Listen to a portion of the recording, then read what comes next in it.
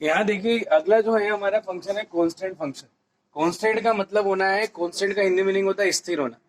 यानी कि यहाँ पर क्या करेंगे, ये जो फंक्शन आपका दिखाई दे रहा है हर एक एक्स की वैल्यू के लिए, कोई भी एलिमेंट जो हम बात कर रहे हैं, ये रियल नंबर से आपका ये रियल नंबर का एक सेट है।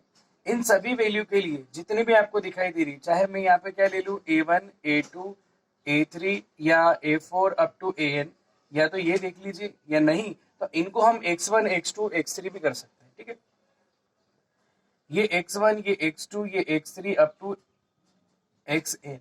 सपोज कि n एलिमेंट सेट R के अंदर है ना, और यहाँ पर हम बात कर रहे हैं, इसे बहुत सारे एलिमेंट अपन ले लेते हैं, उन सब के लिए यहाँ कोई एक वैल्यू फिक्स्ड हो जाती है। मान लीजिए कि यहाँ पर जैसे कि मैं इसमें ले लेता हूँ A1 A2 A3 और अप टू सो ऑन।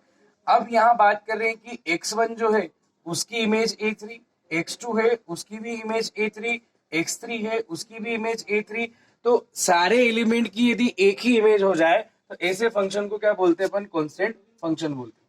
तो constant function define the function from R to R by y is equal to fx equal to c. It means for each and every element x belongs to first set, it gives only the fixed image in the second set. The images of all the elements is constant. It means that only a fixed image, that is c. हमने उस image को c बोल दिया है। For example एक example अपन ले लेते हैं, जैसे -3 के लिए फॉर एग्जाम्पल मैंने ले लिया F X is equal to, example के तौर पे मैं यहाँ ले लेता हूँ F X equal to 2। F X equal to 2 एक एग्जाम्पल लिया। इसका मतलब ये कि हर एक एलिमेंट एक्स के लिए, हर एक एलिमेंट जो फर्स्ट सेट का है, यानी फर्स्ट सेट को हम एक्स एक्सिस का कंसिडर कर रहे हैं, हर एक एलिमेंट कौन से, हर एक एलिमेंट एक्स के लिए केवल इमेज कौन सी मिलेगी हमको, 2 मिलेगी। यानी कि y इक्वल टू आपको मिलेगा 2 for each x belongs to r। तो यहाँ देखिए मान लीजिए कि मैं x की वैल्यू क्या ले लेता हूँ, ये हमारी पॉजिटिव है, ये नेगेटिव x, ये पॉजिटिव है, ये क्या होगी, नेगेटिव है।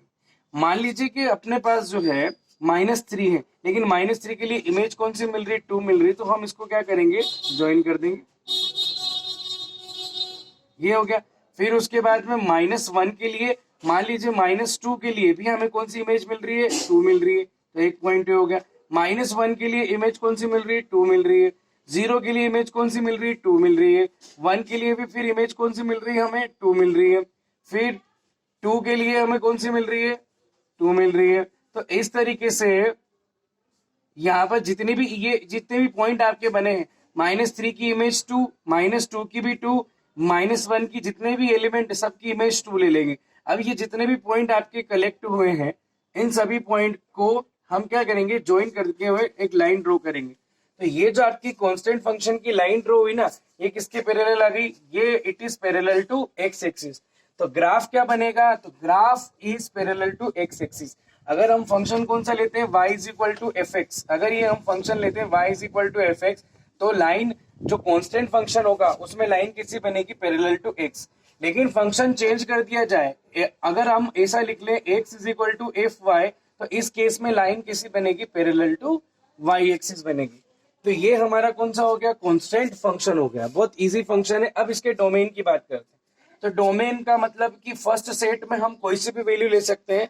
तो डोमेन तो हो गई सेट ऑफ रियल, डोमेन क्या हो जाती है इसकी, सेट ऑफ रियल नंबर। जबकि रेंज में क्या होगा, तो रेंज में कोई एक इमेज कांस्टेंट है, कौन सी, जैसे कि यहाँ हो गई A3, तो इसमें रेंज बन गई A3। अगर कोई फिक्स्ड वैल्यू, जैसे यहाँ कौन हो गया, तो यहाँ फिक्स्ड हो गया 2, तो डोमेन तो R होगी और रेंज इसकी कौन सी हो गई, रेंज होगी आपकी कौन सी, 2 हो गई। ठीक है, तो इस तरीके से ये क्या बन जाएगा, आपका कांस्टेंट फंक्शन बन जाएगा। ये कांस्टेंट फंक्शन हो गया। अब इसके बाद हम अगला पढ़ते हैं।